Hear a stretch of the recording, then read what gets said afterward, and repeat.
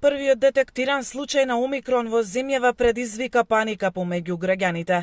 Стравуваат дали овој сој, најзаразен досега, ќе стане доминантен во земјава и колку ќе биде опасен.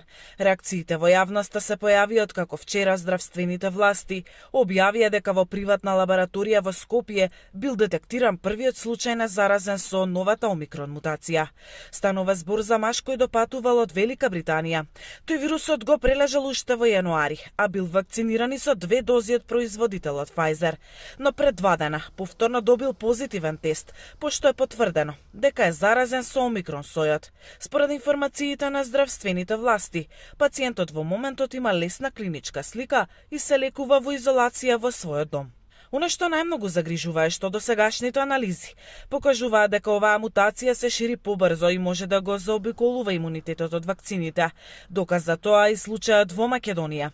Епидемиолозите се на ставот и нема простор за паника, но делот стручната фела со недели апелира оти властите требаше да донесат нови превентивни мерки. Микробиологот Никола Пановски бараше онлайн настава за децата, а специјалистот Злате Мехмедовик ги повика надлежните да воведат брзи тестови за сите патници кои влегуваат во земјава. Но министерот за здравство во неколку наврати посочи Комисијата за заразни болести не предлага нови рестрикции во пресрет на новогодишните празници. Од Светската здравствена организација предупредуваат за опасноста од Омикрон. Велат дека брзината на ширењето на вирусот може да зададе значителен удар врз здравствените системи. Во моментов, Омикрон инфекцијата е откриена во 110 земји во сите 6 региони на Светската здравствена организација.